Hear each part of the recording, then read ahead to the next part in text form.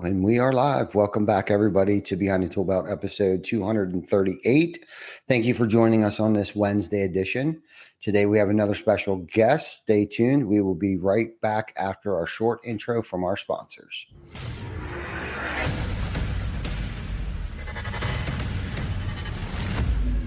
GC Backer. Roofing, siding, windows, gutters, solar. Roofing, siding, windows, gutters, solar. GC Backer.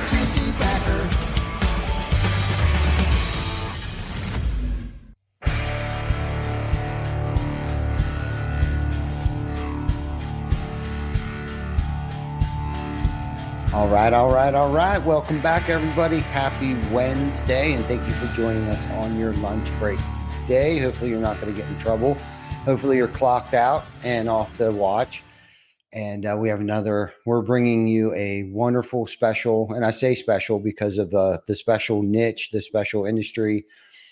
Good, soon to be hopefully colleague of mine, Doug Quinn. I had the honor, the privilege of sitting on a leadership panel with him this past Win the Storm conference this year. Got to listen to a lot of his insights and leadership style and skills, and personally think that he runs a top-notch, phenomenal organization over there. My friend, Doug Quinn, how are you, buddy? Doing good. How about yourself? Fantastic. Couldn't ask for anything better. I mean, it's almost scary on how things are going personally, professionally. Business is good. I too own a roofing business. Like many of our viewers on here watching today or will watch this on the playback, but things are great, man. Thank you for asking. Excellent. Well, the one thing we know is any given status on any given minute is temporary. Yes. So if things aren't going well, hold on, it'll turn around, it'll get better. And if things are good, savor the moment because tough times are coming. Yeah, no doubt. All it takes is one text message or a phone call away from complete disaster. So no pun intended when I said disaster. Speaking of which, we had some recent storms up here last night. We had a tornado touchdown.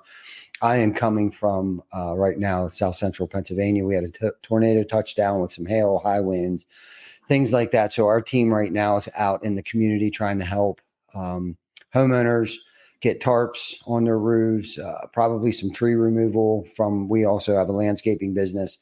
So I'm sure Corey's getting calls about some trees and debris and stuff like that in the road and people's yards like that. So, Doug, I had like I said earlier, I had the honor to sit on a panel with you, which I felt was very special, at least special to me, because to be hand selected to speak on a leadership panel, because that leadership seems to be a big catchphrase nowadays, leadership and stuff like that. But I took it to heart, and to be able to sit up there with who I feel is an innovator like yourself, an original, an OG to our industry. You are definitely no stranger when it comes to insurance, restoration, roofing, storm damage, things of that nature.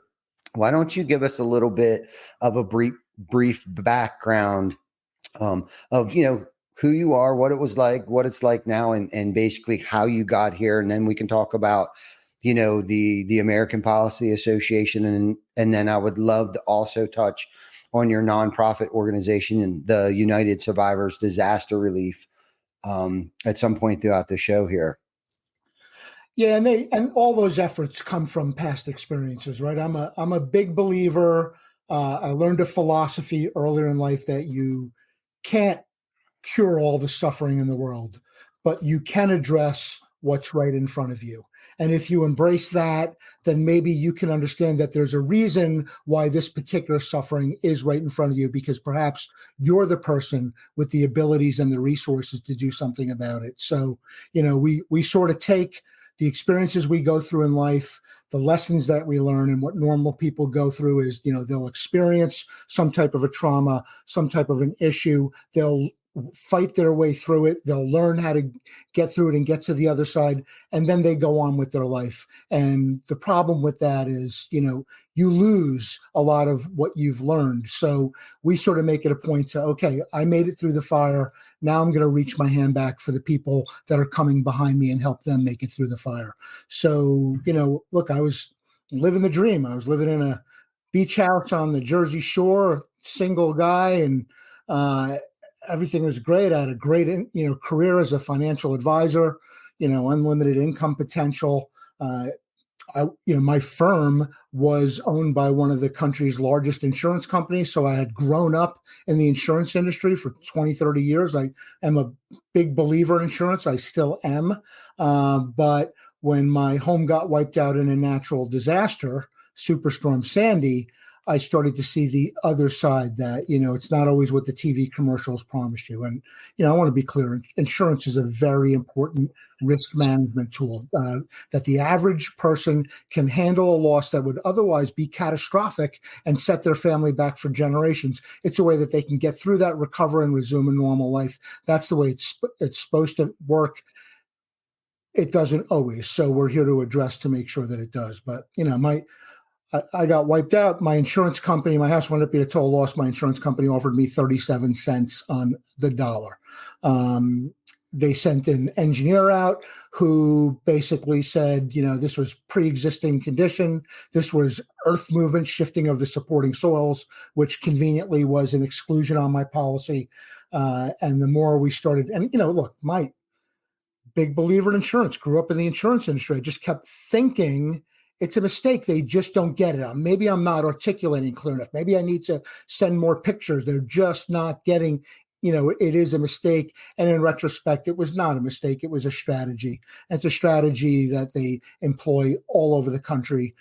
Delay, deny, defend, using experts as a tool of denial. And basically, whatever language you want to apply to it, but it's the type of thing that the average person is not suited to fight. The average person is in no position to fight $1 billion insurance company who has armies of attorneys, engineers, adjusters, lobbyists, all these people that have all this experience, and the average consumer who maybe fills out one or two homeowners claims in their life is not suited. Most people don't understand what's in their insurance policy. Most people don't know how to advocate for themselves. And I'll tell you, with $250,000 of insurance, it took me 7 years to get back home. And that experience, I was better suited for that fight than the average person. I was a financial advisor. I'd grown up in the insurance industry. I'm a Marine Corps veteran. I live, you're in PA. We live in an area of the country where people are very comfortable with conflict. And people tend to be a little more aggressive. So I had all that going for me. And, that experience broke me. I had days I couldn't get out of bed. I mean, I had days when I just could not see the way home. It consumed my whole life. And when I finally did get through it, I started thinking, what are other people who are not as suited to this? How are they handling? How is somebody who's elderly? How is somebody who has young children? How is somebody where maybe English is a second language? The people that this falls upon are the people that are vulnerable, people that are in many cases poor, under-resourced. They don't have the money for a lawyer. They don't have friends who are lawyers who can advise them. They don't have, the savings to fall back on. And so this kind of experience just devastates people. So, two things happened. One was I went through that experience, and the other was when we got hit by a natural disaster, people from all over the country, helped us out. People sent supplies and clothing. People actually showed up here. I had a group of college students from Appalachian State University in North Carolina help me clean up my house. I had a team of 6 Mormon kids show up from Utah to help gut the house. I mean, and that meant so much because when you go through a loss like that, and any kind of loss, you go through a death, you go through a natural disaster, you go through losing your job, you tend to suffer in a silo. It's very isolating.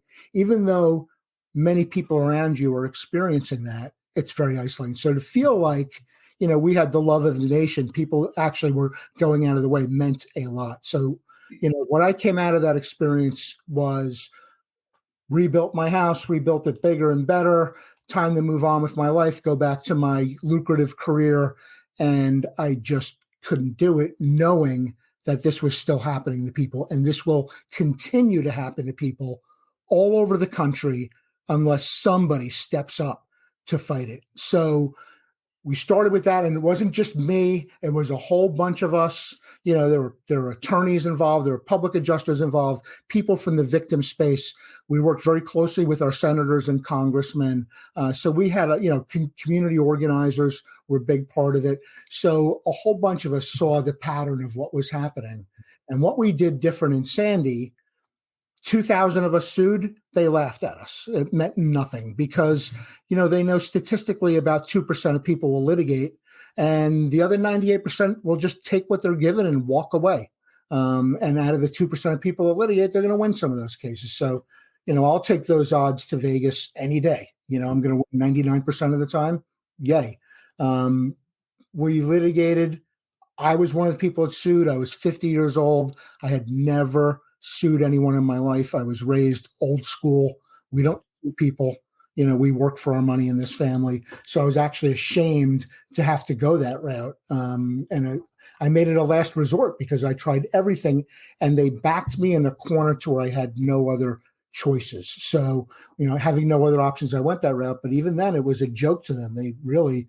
But what we did differently in Sandy was we got the New York Attorney General to raid an engineering firm on Long Island and seize all their files. Excuse me. They came back a couple of weeks later and walked one of their people out in handcuffs. And that changed everything because they caught them fraudulently altering reports where the engineer on the ground would say this house was damaged by storm forces. Some cases, this peer review process, other engineers would sit around, and other experts we see with adjusters too, sit around and review the report, review the pictures, and change conclusions. And let me tell you, that's not necessarily bad, but it's bad when it becomes fraudulent. And in this case, sometimes they would just add the word not. If the report said, house was damaged by storm forces, all of a sudden we'll come back and say house was not damaged by storm forces. And they denied coverage. And that happened to many, many people. And when the lawsuits happened, all of us kind of knew just something was wrong. And what I found with insurer fraud, and we say, there's two terms. One of them didn't even exist until the APA came around. That's insurer fraud. There's insurance fraud, which is people stealing from the insurance company. And in several states, the insurance fraud law doesn't even define the insurance company stealing from people. They only recognize it as people stealing from the carrier, which does happen, but fraud happens on all sides. It's no set party. There's no set zip code. There's no set job title that fraudsters aren't a part of, and it happens on the carrier side too. So, what we were finding is the people who are victims of the insurer fraud are the last people to know. And myself included, and I feel like I have no excuse. I was an educated professional who grew up in the insurance industry, and I just couldn't believe that this was happening. So they were changing reports. We had an arrest. It was in all the papers. It was covered on 60 Minutes. That was a watershed moment because it got out nationally. And then all of a sudden, the carriers and FEMA who were sort of saying, nothing's happening, when it was red-handed with the criminal arrest. Then they rolled over. In that one arrest, we were able to get, 114,000 claims reopened. I think it was 144,000 actually, and something like $350 million paid out to people who had been cheated. And that was great, except we knew it was still going on. So nobody was willing to just move on. So we all got together and we sort of formed this organization, and we said, here's what we're going to do. We're just going to repeat what we did with this. We're just going to go to the Attorney General. We're going to work with the AGs. They're the top law enforcement official in every state. They are capable of handling white collar crimes. You have to understand these are not thugs throwing bricks through jewelry store windows. These are smart people doing devious things, and they know how to cover their tracks, and they get away with it over and over because nobody in the prosecution community is watching them. Because before the APA came around, nobody was turning in cases against the insurance companies. Nobody was investigating them.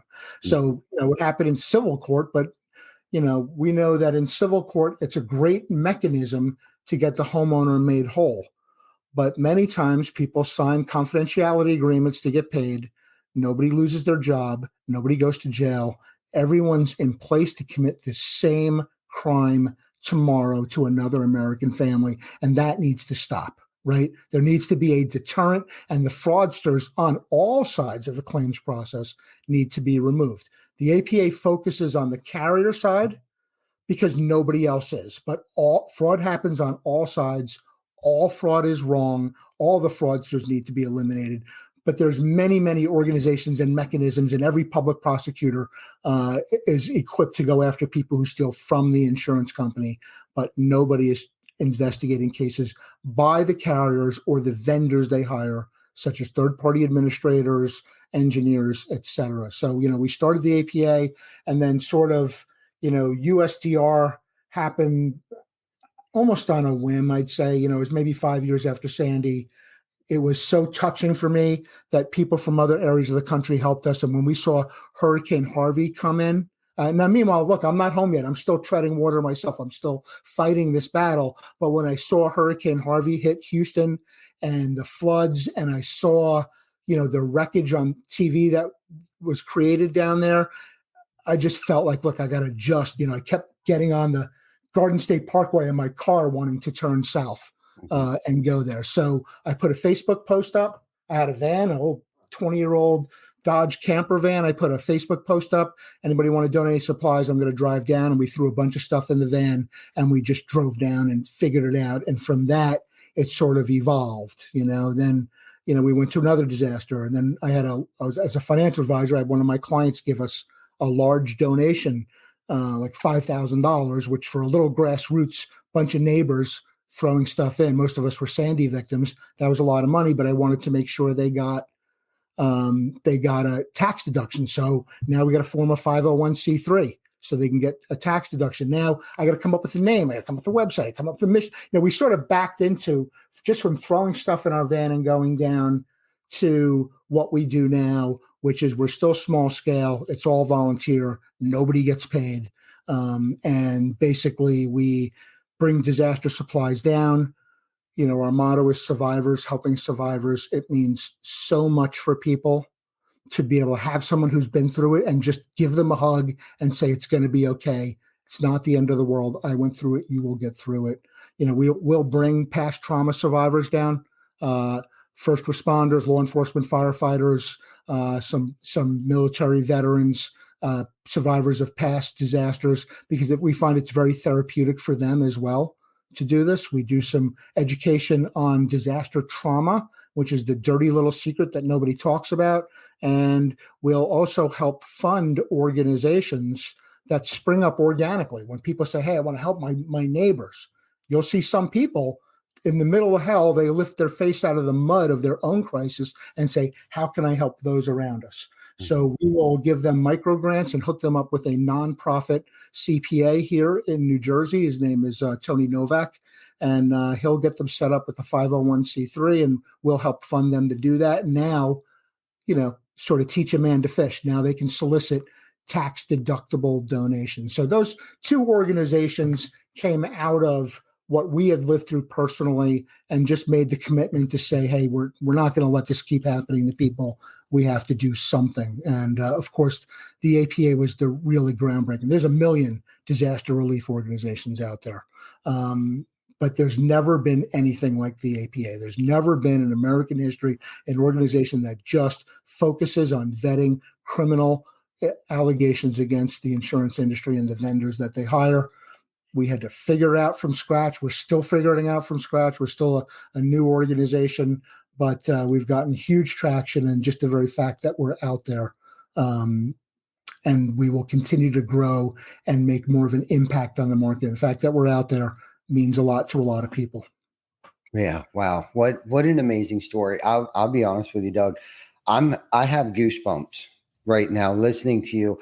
I have had the honor and the privilege to travel with a lot of your coworkers, your co-leaders. We've seen them at just about every single roofing conference known to man. But I've never heard that side of like how the APA got started.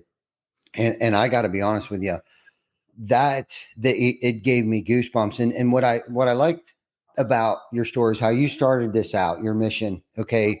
It started from trauma, like some form of trauma that you experienced. Your house was destroyed. And what's even craziest about this story is like, you're right in our backyard here. I remember Sandy, like not like it was yesterday, but I do remember the devastation because that's very unlikely for us up north. Not that it doesn't happen and not that we don't get storms like that up here on the coast, but it's very highly unlikely for us to get a devastating storm like that.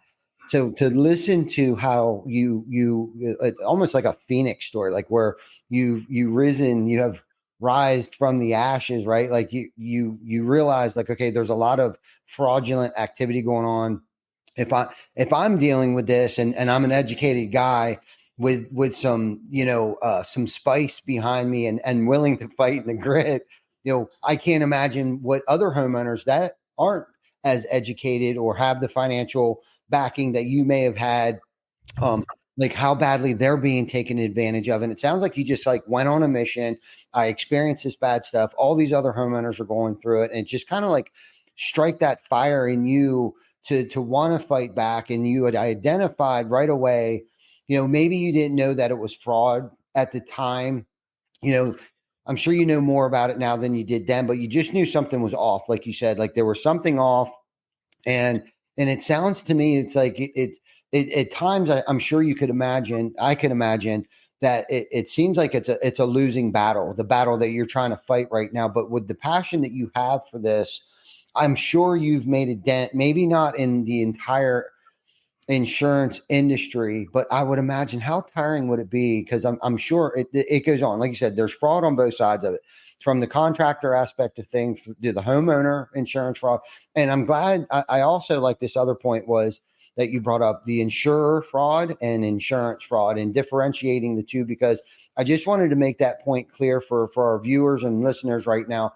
What Doug is talking about is like defending the consumer, defending the contractor at times, defending us, the people, I guess, against big business insurance companies that are trying to take advantage of those of us that have paid insurance, sometimes for decades, haven't filed a claim, something devastating happens, and they just don't get the financing that they need from the insurance company to rebuild their home, refinish their basement, whatever the case might be, even car insurance at times, a lot of times. So I just wanted to make sure everyone understood that, like, what you stand for, what you're trying to do. You're not actually working for the insurance companies. You're working for the insurer, the person that is insured, and you're the voice advocating for those of us that may have experienced a bad experience with the insurance company. So Doug, tell us about, a little more about the American Policy Association. Like, how many people do you have working for you? Like, what do you do? Where do you go? And like, what, like, are you in the courtroom all day long? Like, what is it that you guys do? And is this like a membership thing that we can sign up for? And if we do, like, what benefits would we get from it? So tell us what it is that you guys do. Is there a membership? If so, what benefits do we get? So we're a consumer protection organization, and we are here to give voice to people who don't have a voice. We're here to defend people who cannot defend themselves. And that's an American spirit to do that. That is in our nature. That is our tendency. That's how we got started, standing up to oppression, standing up to injustice. And we all have that in our DNA. And that's what we're here. We're here to defend the consumer. And what we say to most people is,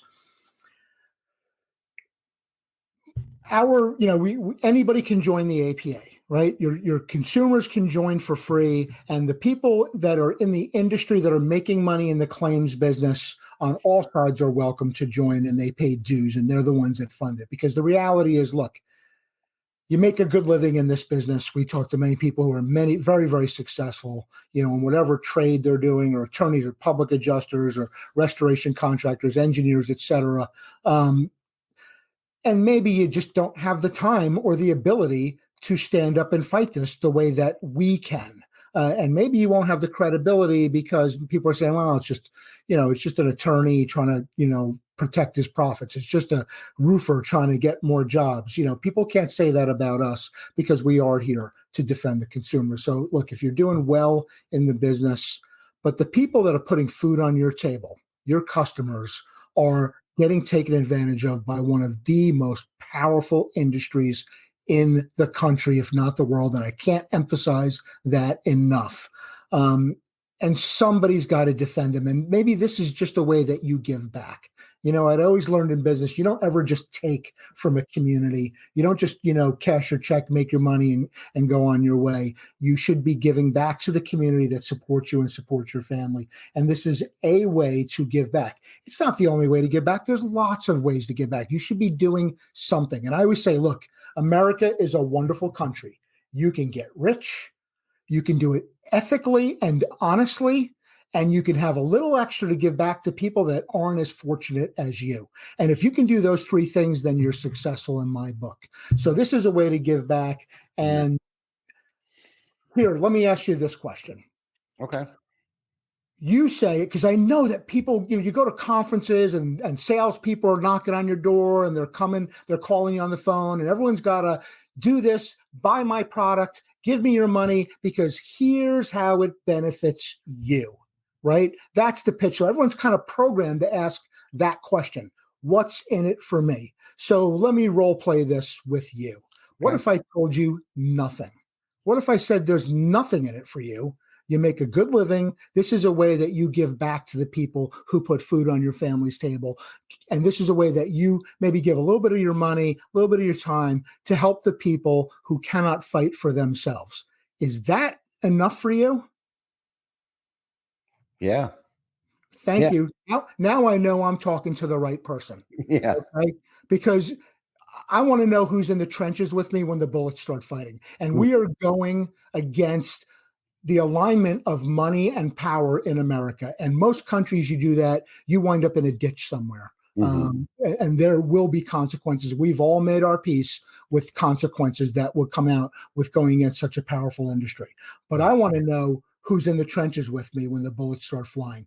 So now, by the way, now that I know that your values are straight, there is something for you. You know what I mean? You have the opportunity network, some of the top leaders in the industry. I saw your little boxes in your intro of all the people you've had, all the leaders in the industry you've had on your show, and a large percentage of them are APA members. A lot of people don't know that because we don't necessarily release our membership because people, we don't want people to get picked off. They're afraid of retribution. Some people work both sides. Other people are out there with the shirts or the hats, and this is who I am. This is what I do. I'm about the APA. You don't like it, go pound sand. But, we don't necessarily release our membership list to anybody. So, it's an opportunity to network with some of the top leaders in the industry. It's an opportunity to be part of a team that actually has had somebody arrested for cheating consumers in favor of insurance. It's the opportunity to be able to show your consumers, hey, I'm different. I'm not just here to make money. People put the logo on the sleeves of their shirts. They put them on their trucks. They put them on their email sign off. I'm here to help protect you. I give some of my money and some of my time to be able to do that. And you distinguish yourself apart from the competition because, again, you're a give back kind of person. We do a conference every year with our core members. We have some pretty high-end speakers come in. It's for free. It's included. This year, we're doing it in Nashville. I mean, in the past, we've had the Attorney General of Colorado. We've had Jay Feynman, who wrote Delay, Deny, Defend. We had a PhD economist from the Federal Reserve Board of Governors come and speak. I mean, we've had some. And on top of that, the people that are sitting next to you are the top leaders in the fields of contracting, restoration contracting, public adjusting, attorneys, engineering, et cetera. So, it's a great opportunity because you can get network at any conference, but this is a segment of the population that has values that says, you know what, I'm giving of myself to help the consumer. It's a different type of population. And by the way, it's a new organization. We're just 6 years old this week. Wow. To give you an idea, the other organizations that are sort of in the consumer defense space or the fraud fighting space are 30, 40 years, 50, 60. The Consumer Federation of America is 60, 70 years old. They've been around forever, and we're doing a segment that nobody else is doing. So a lot of these people, it's a leap of faith. Imagine when we first started, we're like, here's what we propose to do. Mm-hmm. And we had a lot of innovators. It kind of worked out well because a lot of people sat on the back and said, let's watch and see how this goes. But the innovators came forward and said, ooh, if you ever see Golden Circle Marketing TED Talk, it's amazing. If you haven't seen it. So the first 1.3% of the population are innovators. There are people that see a problem and there's no solution. They create that solution. The next 13% are what we call the alpha consumers, the people that see it. It's not really where it's meant to be yet. Other people are sitting on the side saying, let's see what this is. But they say, I like where this is going. I'm going to jump in and help make it happen. And then the next percentage is what's called the early majority. Then you have the late majority, and then you have the laggards. We started, rather than just let's get 1 million people signed up, let's get a huge pyramid of people piled up. We just started with the top, that 1.3% of the innovators and the alpha consumers, the early people, because they're the ones that would help us build this. And we figured, we'll go for big numbers later. Right now, we need a small circle around the table to say, how do we do this? How do we, if I want to start a roofing company, I can go to a conference. I have any number of experts and coaches who, and gurus who help me. I can go to a YouTube video. You know what I mean? I can take a class and it'll tell me how to start a business. Yeah. For what we do, there's nothing.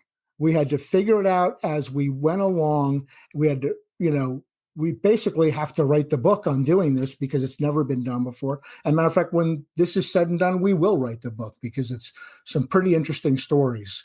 So that's kind of what we're saying. Listen, if you're the kind of person that says I'm successful, I'm going to give a little bit back to people that are, and we're not talking a lot of money. I mean, you could join as a professional member for $84 a month. Mm-hmm. Your whole company can join for $2,500 a year as a company membership. $84 a month, that's a cup of coffee a day. That's not bougie Starbucks. That's 7-Eleven, or since we are in the same area, Wawa coffee a day. And we always say, look, if you like what we're doing, buy us a cup of coffee, because it takes money and it takes balls to go against one of the most powerful industries in the country. And I'm not joking. They are the second biggest spending on lobbying money. The first being big pharma, but insurance is right behind them. And, I'm a veteran. We all learn government for the people, by the people, of the people. But I will tell you that money brings a lot of power and influence. And there are meetings and sessions and one-on-ones and face-to-faces with the people in power in this country that you as an average person will never get to attend. But if you're a large, wealthy industry, corporation, wealth family, all of a sudden you get invited because it takes money to, it's a cycle. It takes money to get elected. Mm-hmm. And the people that have the money are people that are already, wealthy and have that power. So there's this little circle of the consolidation of wealth and power. And we're going against that with a tiny little nonprofit budget. All our people make way less than what they're worth out in the market. Everyone puts themselves at personal risk to do this. I've had to instruct our staff what to do if the FBI raids our office, because that's what happens when you go up against the status quo of, wealth and power in anywhere on earth. And it's no different here in America. So it definitely takes some money, but we don't have to spend the kind of money the insurance industry does. Because, first of all, we're cheap. We scrimp by in a nonprofit budget, and we do power analysis on what is the best way to accomplish what we're trying to do. We have some pretty good grassroots community organizing background with a few of our people. We have some great legal background with some of our people. We have some, great financial background that we come from, so we know how to get the best bang for our buck. Mm-hmm. But the bigger the team, the better our chances are winning, and that's how we win. I promise you. for all their commercials and fighting over market share, the insurance industry works very well behind the scenes together. Very well. They co-fund organizations to defend their interests. They do the lobbying. They basically share information and intelligence with computer banks. They work really well behind the scenes. And that's the one problem with your constituency, not so good, right? And look, I get it. Like I say, it's male egos and competition, and it's hardwired into us to, not just dominate the competition, but to destroy the competition. Yeah. But the APA tent, we say, is the place where we all come together because we all have the same common value that consumers should not be getting cheated by this powerful industry, and the fact that that's happening. And by the way, they're demonizing your constituents. They're demonizing. If we're talking to a lot of contractors on this show, I get it. Guess what? You're almost public enemy number one to them. And they create all kinds of ads and billboards and radios, spots and memes, which is, contractor fraud, crooked contractor, report contractor fraud, scam contractor. They're constantly putting out this narrative against you. And when we work together, that's how we win. When we share information, when we share intelligence, when we share how we're overcoming the tactics that are put out by the other side, that's how we win. Real important. The APA is one of the ways. And look, there's some great associations out there too. The APA is one of the ways that we can get together, share information, share strategy, share intelligence, and actually make an impact and do something. And a lot of what we do is calling bullshit. We have a phenomenal media outreach. We have a great relationship. We have a lot of reporters that we've isolated that have not just the intelligence to understand what's going on behind the scenes, because it's fairly complicated, but also the editorial support and legal support to print it. Because guess who one of the biggest advertisers in America is? One of the biggest insurance companies. This year, they're projected to spend $15.28 billion, $15 billion with a B dollars on digital advertising alone. And that carries a lot of power. Absolutely. It carries a lot of power with the elected officials and the people who make the laws and the policies. And the advertising carries a lot of power against those of us who would call bullshit on some of their tactics. There's a lot of press outlets that will not run anti-insurance stories because it's one of their biggest advertisers. That's how they make their money. Or they'll pull their punches. They'll say this insurance company did all these terrible things, but they won't name the carrier. They're getting sued out of existence by the legal departments. They found actually that insurance industry advertising actually influences the jury pool. Oh. People are, ooh, they wouldn't do that. They're my good neighbor. Why do you think you can't watch a TV show without seeing 3 or 4 or 5, insurance company advertising? I can't watch a YouTube video without the gecko or flow coming out, And I'm always cautious. Again, I'm not saying everyone in the insurance industry is bad. There's some wonderful people who work in the insurance industry and who believe in the mission. Insurance is a very important tool. There's a lot of people that do what they can to make it happen. But there are too many people who pull bullshit and hurt the American consumer, and nobody's been calling them out. And that's what we're here to do. Yeah. And there's nothing wrong with accountability. Right. In anything that we do. And what you've done and what you've put in place is just a measure of accountability. But Doug, you covered so many good things. Again, gave me goosebumps. You were talking about the impact. When you asked me that question, if I was okay with giving something, whether it be my time or service or whatever, giving it back to the community that has been so good to us. And that's within our core values that we have written out. It's all about unity and community, and taking care of the community and making a decision that where it doesn't hurt other people, manufacturing, distribution, community, our teammates and things like that. So our core values definitely do align. And I liked how you talked about like where the real flex comes in when it comes to measuring success. Okay. You talked about and how we measure success here is not by the dollars and cents that we rack up in the bank account, but more so the impact that we have on people's lives. And that's how we measure our impact of like, how many lives have we impacted positively over the course of a year. One of our missions that we go on is that, whether it doesn't matter if it's our location here or the ones that we have down south, we have to participate in at least 10 community activities, charitable events per location per year. So no sooner one's over, we have a committee focusing on what is our next community outreach. Is it a food drive, diaper drive, a free roof for someone that can't afford a roof? And the list goes on. We feed, over 1,000 people the night before Thanksgiving. We close down the day before Thanksgiving. We've done it for 4 years.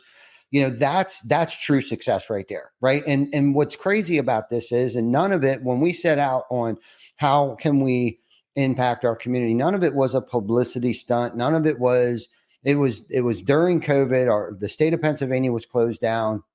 Food insecurity ran rapid. And the world was screwed up at the time. And we had to stay 6 feet away from everybody. Everybody was going to die. We're all going to die. And a lot of bad things were going on, especially with insurance companies, government things, and stuff like that. Not to go down that rabbit hole, but we wanted to do something positive. We shut down an entire city block in the city of York with no permission from local government officials or anything like that. Now, they were notified and they came down. We set up 21 turkey pots, deep fryers, and decided that we were going to beat the Guinness Book of World Records, simultaneously deep frying 21 turkeys at one time, and feed whoever came up at a curbside stop, pick a bag of food up. We ended up doing 34 turkeys our first year and ran out of food within an hour and a half. And we were like, holy shit, we're on to something here. The year after that, we did 60. For the past 2 years, we've done I think last year we did 88 turkeys and served over 900 plates of food. This year, we plan on doing 2 locations, West York and East York. Has been in the works, for the past 2 years, because of course it takes money to do something like this. It takes time and it takes people. It takes an entire army. But the cool thing is because of our community outreach, we've been able to attract really good people into our organization that have the same core values. And it's giving me goosebumps right now because everybody that works here with us works together as a team, unified, cohesively, to have impact. We got Roofers in Recovery, National Roofers in Recovery Days coming up August 7th or 10th, 9th, something like that. Anyhow, someone's getting a free roof that day. Okay. We don't know who yet, but someone, and they probably don't know yet either, but they're getting a free roof. We're going to shut down the organization. Everyone, the girls upstairs, the guys downstairs, the guys out in the field, we're all going to get together, not to get down that rabbit hole, but I love what you have done. I love what it is that you're doing. I love what you stand for. Like this, my hairs are standing up on edge right now listening to you. Okay. So thank you for bringing up what the real flex is. Okay. How many people we impact before we get put in the ground. Okay. That's the real flex, not how much money. Yes. Okay. Yes. That's the real flex. Let's get back to what it is you exactly do for a consumer. Like if a consumer signs up for you, like, do they hire you, or are you volunteering your time to give them and educate them, or do you go to court with them? Like, how deep and how far do you take this with them? And then the one thing to be clear is, the consumers join for free, the professionals join, and some people think, they hired a lawyer for $84 a month. That's not what we're doing. We're working on a grander scale, and we're not here to help you win claims. People do win claims because of their APA involvement, but that's not the purpose. The purpose is to make sure that people that are criminally committing fraud against consumers are being held criminally accountable. And that doesn't happen. Okay. And the reason why is because public prosecutors don't go out and look for insurance fraud cases. They get walked into them by insurance company SIUs. And an SIU is a special investigation unit. Every carrier has one. If the claims department is going through and they see something that looks, fishy, like somebody's trying to scam them, which does happen, it is wrong. It should be cracked down on. They flag it. It goes to the SIU. The SIU investigates it. If they find there's credible evidence that there could be a fraud investigation, they gift wrap it and package it up and walk it into public prosecutors. Now, on many cases, they're actually funding the public prosecutors through premium taxes, grants, et cetera. So you sort of have this very cozy relationship between public prosecutors and insurance company SIUs. And the problem is if all of the cases are being referred to by insurance company SIUs, do we think they're ever turning themselves in? No, hell no. No. So if you're a public prosecutor for 30 years, all you've seen is cases coming in of people stealing from insurance companies. It's easy for you to have a bias and say it's only, insurance companies don't steal. It's only coming from. So half of what we do, and I didn't plan on this, I didn't think about it, is we have to educate the elected officials and public prosecutors that insurance companies commit fraud too. And we do that. And I had to literally fly around the country. I've met with 47 out of the 50 attorneys general. I've met with unlimited senators and congressmen. I met with Trump's chief of staff, White House chief of staff. I've actually testified to multiple state legislators. I've testified to Congress. And all the same message. Insurance carriers are committing fraud too, or the vendors they're hiring are committing fraud. Fraud happens on all sides and it needs to be enforced. So a lot of what we do is just getting the message out there and educating the people in power that you need to do something about this. And then we're also educating consumers on how to defend themselves. If you go under resources and tools and resources on our website, there's a bunch of free literature that we've written based on our members' personal experiences that helps people defend themselves. We also have built the first ever SIU in American history that defends you, that protects consumers and vets and investigates cases against the carriers and the vendors that they hire. So it's not necessarily like, hey, Mrs. Smith signs up and now we're your lawyer. We're not here for that. And by the way, we have to tell a lot of people no, because here's the problem. Everyone's used to civil court. And in civil court, you win by establishing the preponderance of evidence is the term. If I prove 51% that you're liable, I win. Criminal court is a whole other animal. The standard we have to prove is beyond a reasonable doubt. No prosecutor will tell you this, but it's like the 95th percentile that you have to prove your case. And it's innocent until proven guilty. And if there's a multiple explanations for why what happened, the prosecutor is sort of obligated to look at the other explanations and any kind of exculpatory evidence, what we call Brady evidence.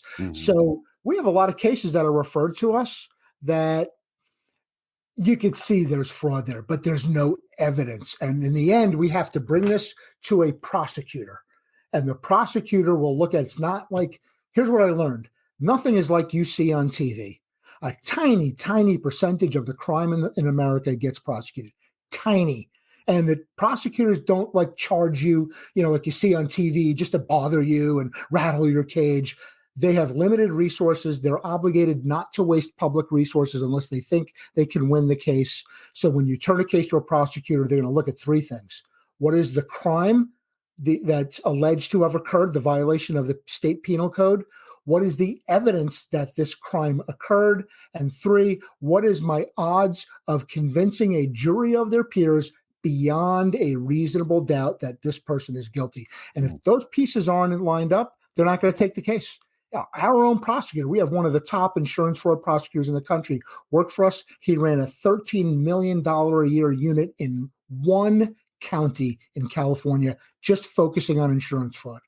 $13 million a year. And what he would say, and he crack team of investigators, most of whom work for us now, they're all retired. We staffed them up as they retired. And basically, he said, for every 10 cases, I would say, here's a referral. I would take it to my district attorney, my public prosecutor, and he would take 1 out of the 10. Wow. Even we see the statistics from the insurance company SIUs, something like 1 or 2% of their cases results in even an arrest, not even a conviction. So it's a big numbers game. It's a lot of volume. And there are a lot of times when we see, this looks like fraud, but we just don't have the proof to take it to a prosecutor. And what our prosecutor tells us is, if I ever had somebody bring me a case that was weak, like they were wasting my time, every case they ever sent to me after that went to the bottom of the pile. So we know our reputation goes out with each referral. We have 4 active criminal investigations going on right now. Some of them have been in the paper. Like I said, we have a big press reputation and people that we work with. We've been in the Washington Post, New York Times, Newsweek magazine, Business Week. We've been in Shot with NBC with Lester Holt, one of the top 5, not just news programs, but TV programs in America. We just shot with a big media outlet that is a household name. I can't release who it is, but that will be shown in September. So, we have a lot of influence to be able to put, like, we're calling shenanigans on this. Mm-hmm. Companies are saying, hey, we're losing money. We have an underwriting loss. You're supposed to have an underwriting loss. An underwriting loss does not mean the insurance company lost money. Mm-hmm. And Warren Buffett is one of the few people in America that actually do insurance right, will tell you, you're supposed to have an underwriting loss. There's 2 ways you make money in insurance in America. One is what's called the spread, the difference between what we took in premiums and how much we pay out in claims. That difference we get to keep. And the other is what's called the float, which is that couple of $1 billion we're sitting on while we're waiting to pay it out in claims, which may be anywhere from 1 to 30 years or maybe never. They're investing that money, earning 30, 40% on it. Mm-hmm. Your underwriting loss is your cost of capital to invest. So if you have a 4% underwriting loss, that's cheap capital. You're not having to float, high yield bonds at 8, 12%, what we used to call, I'm an old investment guy. We used to call them junk bonds back in the 80s. So the market collapsed. You're not having to pay 10, 12% for your capital to invest in the market. It's the cost of your underwriting loss. That's how you get the capital. So a lot of these companies are like, oh, we have an underwriting loss. The sky is falling. We've got to raise our rates. No. Tell us what your actual corporate profit or loss is. Mm-hmm. They have a way of just showing you the little slice that allows regulators to raise their insurance premiums for them. So, we're out there calling shenanigans. We have a good reputation with the press. We have great credibility, something you're not going to get if you own a roofing company. You're not going to get if you own an individual law firm. We've had our members testify to state legislatures. We've had our members testify to the Attorney General's Association. We've had our members, talk to the press quite often because we have a lot of this experience and we're calling out things that no one else is calling out. So, that's a big part of what we do. Yeah, we take in the criminal cases and do investigations and refer them to prosecutors. But above and beyond that, we're doing a lot of education. We're educating the prosecutors themselves. We're finding out what the carriers are doing that we think is unethical and calling that out. We're going after licenses of people who are licensed, like engineers, who do unethical behavior in the conduct of their profession. So it's a diverse mission. Mm-hmm. If you look at our literature, you'll even see, there's a lot of education of consumers, how to protect yourself in a natural disaster from insurer fraud. We put thousands of those out in natural disasters. There's one, how to self-advocate on an insurance dispute. If you're the kind of person that, maybe your claim's not big enough to attract the attention of an attorney or a public adjuster. But there's a lot of them that are great, and they'll do some work that's basically pro bono. They're not making enough to cover the time. But a lot of times, if it's a smaller claim, if you're a poorer person, your house is worth, we have a whole thing that teaches you how to self-advocate, different pressure points for the carrier, and actual negotiation tactics and techniques. Yeah, I like that. I like how you finished off what you were just saying.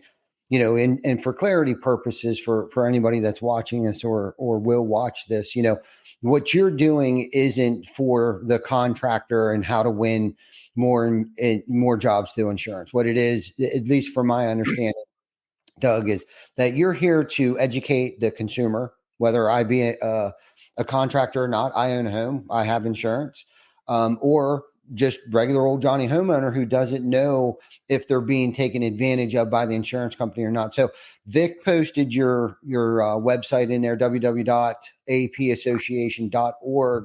Anybody wants any more literature or methods to avoid, insurer fraud, go to his website. I was on it this morning. There's all kinds of information, educational pieces on there. And just so everybody understands, this is holding the insurance companies accountable. right? And I'm sure it's not just the roofing industry. And the sad thing is that unfortunately, there's a lot of contractors out there that also take advantage of homeowners and insurance companies that may have given us contractors a bad name when a storm does hit. And that's why they're out there putting billboards and the yard signs out, like avoid scamming contractors and things like that. Like you had mentioned earlier, there's bad apples on both sides of that fence. Mm-hmm. And I love the fact that you were the one to step out of your comfort zone and defend the consumer against those bad apples in the insurance industry. And it takes a lot of balls. You said it earlier, and I think somebody commented in there and kind of chuckled. It takes big balls, and it is. And you're not just you, but your team and all the retired people that have came to work for you. Big shout out to all those people too, because I can only imagine that it seems like it's a losing battle at times. I'm sure, at least from my perspective, looking from outside into you guys, I can imagine that. I'm sure it's very tiring, very, very time consuming, but thank you for everything that you do. And before we get off here, we're coming up on our 1 hour here. Doug, you've left us with so much. I know so much more.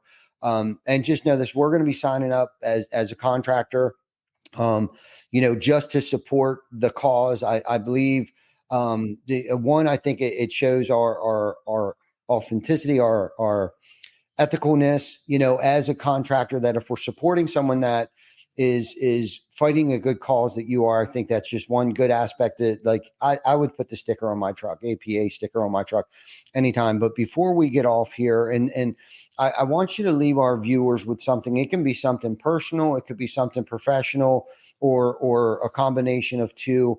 Leave us with something that we can take away from here and apply it in our daily lives, if you don't mind. Well, I will tell you this, what you can apply in your daily lives, and it actually, is relevant to what we do. There's justice and there's fairness and there's overcoming hardship, and it's hard to do, right? It is hard for us to stand up to this powerful, powerful industry, but it needs to be done. Do we quit because it's hard? No, tough shit, fight harder. We don't quit. That's what we do. If in our soul we say this is the right thing, then we will continue to fight. And, many people on our team have made huge sacrifices to do this. Was it easy for a bunch of shopkeepers and clerks and farmers to pick up a musket and fight the most powerful superpower on the planet and create a country called America? Imagine what they did. The people that signed the Declaration of Independence, basically it was an invitation to get hung as a traitor. Sign their names and on a document that everyone was going to see, and put everything. And these were people of wealth and power that did that. But you also looked at people that, were basically simple people. They were not professional soldiers. We didn't have a professional army, but they said what's happening is unjust. It is oppressive. It's not fair. And maybe it's hard to do, and maybe it looks like the odds are against us, but we're going to step up and fight anyway. You fight for what's right, regardless of what your odds of success are. If you're the kind of person that just takes the fights that you can win, well, I suggest you're a pussy, right? And there's no room for that in our America. We stand up for what's right, whether other people agree with it or not. And that's what the APA is here to do. Absolutely, it's a challenging mission, but I promise you, we will win. And the more people we have on the team, the better chance we have, the quicker that we'll get there. But we don't quit, and we will 100% win. And you should go into that with every day of your life. That's how you leave your house in the morning. So if you're again, I can't tell you how many times in 7 years trying to fight to get back home, fighting against the insurance industry, the federal government, my state government, my own town, like everywhere, my mortgage company, everywhere I turned, there was someone there trying to kick me in the balls. And how many times, like I just said, maybe I just throw in the towel and I sell my property for whatever it's worth. Don't even worry about building the house. And then I just had, what I said? I'm going to build this fucking house, and I don't care if I build it and light it on fire afterwards. I will not let them win. This is wrong. And then when I built my house, I said, you know what? We're not going to let them do this to other people. We're going to stand up against this injustice. We're going to stand up against this oppression. And in doing that, we become the people that we're meant to be, right? And standing up, it's great to make the money. It's great to have the trucks and the power and all the finances. There's nothing wrong with that. But again, we want to have that little bit to stand up for people who can't defend themselves. And the APA is one of the ways that we do that. Amen. Amen. Way to cap this episode off, Doug. Big shout out to you and your team, and kudos to you. I love everything that you had mentioned. I'm sad because I haven't got to know you sooner. Because dude, you're definitely a person that I would want in my circle. And we're probably only 2.5 hours away from each other. So anyhow, let's stay in touch. Thank you for coming on the show. Thank you everybody for tuning in. If you came in late, please go onto our YouTube channel, Facebook channel, Spotify, Google, Apple, all that stuff. Please catch us, love, comment, share it. Let us know what you think. Give us your opinion, right, wrong, or indifferent. Thank you guys for tuning in. And Doug, thank you so much for everything that you fight for the consumers. Thank you for everything that you do. And big shout out to your team and support that you have out there. And just know that we are signing up and appreciate that everything that you and your team do on a daily basis. So thank you, Doug. Excellent. Thank you for having us and giving us this opportunity to speak. Absolutely. Thank you, guys. We'll see you next week. Join us next week on Behind the Tool Belt from TC Backer Construction in Bluffton, South Carolina. Subscribe to our YouTube channel, Spotify, Apple Podcast, and Facebook page. Thanks for watching.